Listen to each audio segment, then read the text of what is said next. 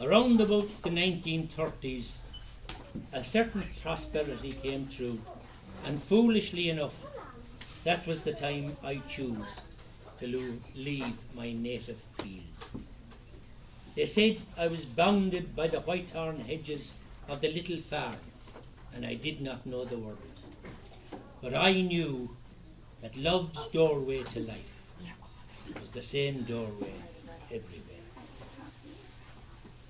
I went against my will.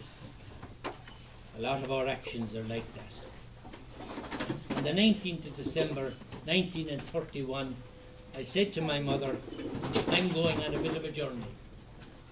Musha, where? She asked in surprise. As far as Dublin, I said. She thought I was mad.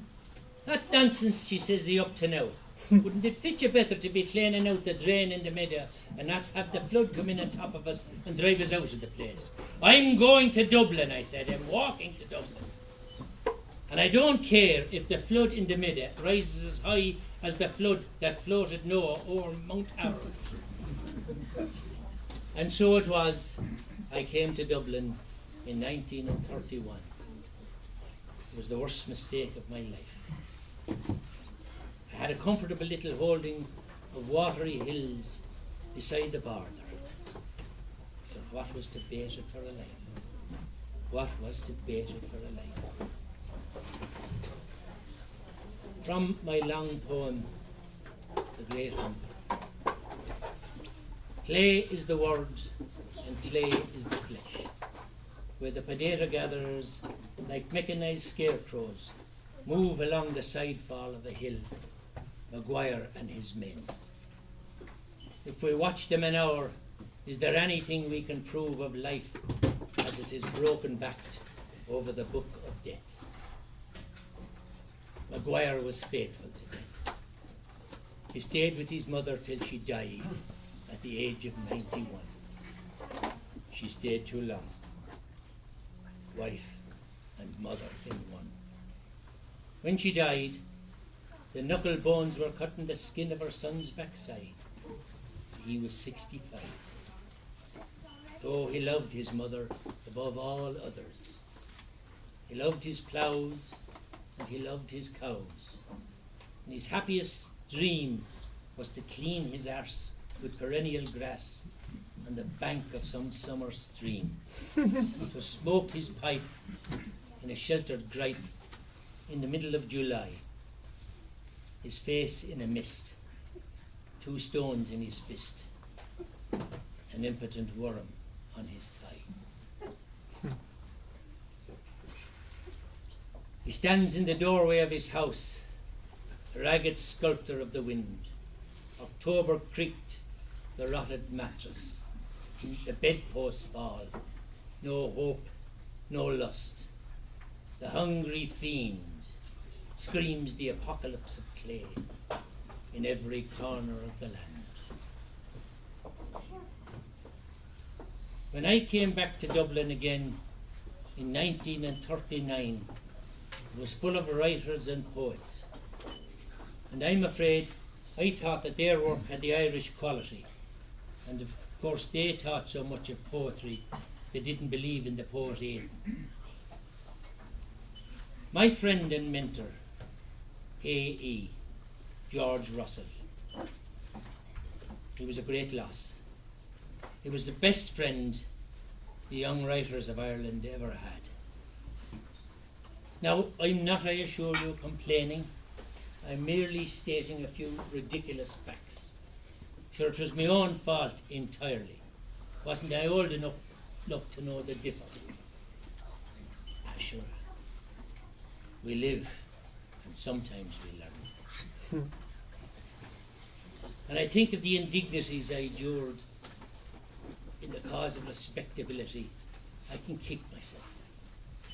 And me with the health and strength to dig ditches, or to lip them anyway with a sack of white flour on my back. So I can kick myself now for all the people I didn't kick then. Sometimes when I'd be walking along a Dublin street, I'd be making wild, vicious kicks at emptiness and scringing my teeth at the same time. No charlatan am I. No charlatan am I with poet's mouth and idiot's eye. I may not be divine, but what's mine is mine in naked honesty. I realise it would not be easy for a man of sensibility to survive in the society of my birth, but it could have been done had I been trained in the technique of reserve and restraint. But no, a poet is never one of the people. He's detached, remote, and the life of small-time dances and talk about football would not be for him. He might partake, but he could not belong. A poet has to have an audience. Half a dozen or so will do. From Stony Grey Soil. O stony grey soil of Monaghan, a laugh from my love you thieved. You took the gay child of my passion, and gave me your clod conceived. You flung a ditch on my vision of beauty, love and truth. O stony grey soil of Monaghan, you burdened my bank of youth. Mullahinshaw, Drummerhill, Blackshanko, wherever I turn I see, in the stony grey soil of Monaghan, dead loves that were born for me. But later on I said, there was no dead loves. There was just the beauty of every stick and stone that surrounded my watery farm. But there was also the beauty of those young girls coming out of that college in Dublin in the mid-1940s. One in particular, Hilda Moriarty, a doctor's daughter from Dingle. I pursued her in the coffee shops of Grafton Street and right back down to Dingle. But she rejected me. I wrote a poem called Dark-Haired Miriam Ran Away. It was later retitled by my brother on Raglan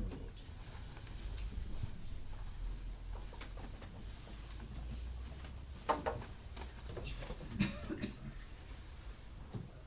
On Raglan Road of an autumn day, I saw her first and knew that her dark hair would weave a snare, that I might one day rue.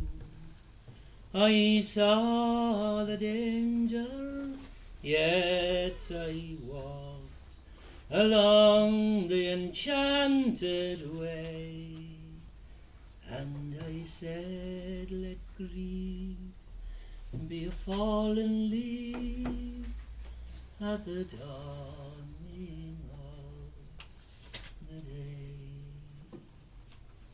Down Grafton Street in November, we tripped lightly along a ledge of a deep ravine where can be seen the worth of passion's pledge. The Queen of Hearts still baking tarts, and I not making hay. Oh, I love too much, and by such is happiness thrown away. I gave her gifts of the mind, I gave her the secret sign that's known to the artists who have known the true gods of sound and stone. Word and tint I did not stint. I gave her poems to say, with her own name there, and her own dark hair, like clouds over fields of May. On a quiet street ghosts meet. I see her walking now, away from me, so hurriedly. My reason must allow that I had loved not as I should, a creature made of clay. When the angel wooed the clay loose his wings at the dawn of the day.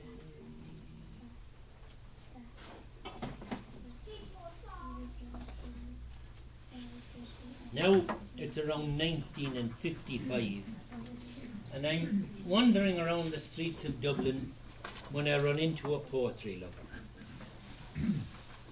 "How are you getting on at all?" he says. "Axe me arse," says I.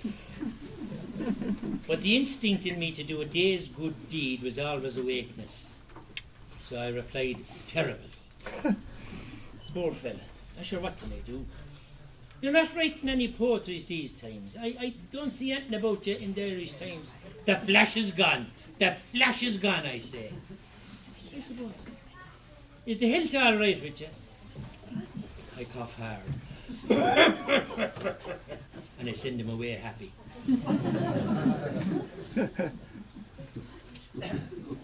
Epic.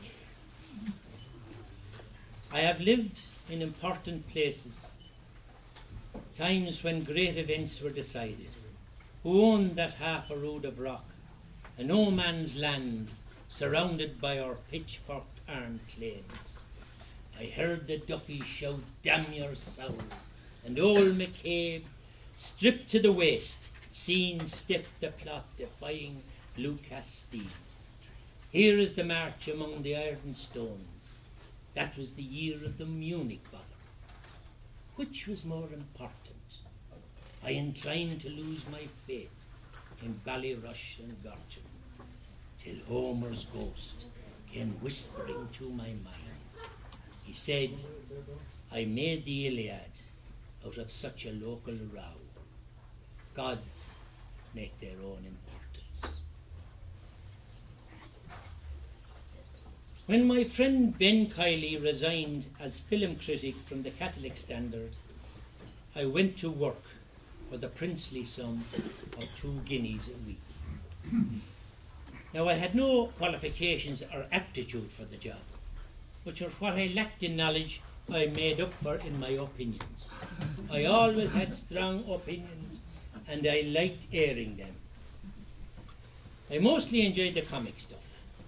Popeye, Laurel and Hardy, Abbott and Costello, and the Marx Brothers, of course. I couldn't abide musicals, and I hated films that were set in hospitals.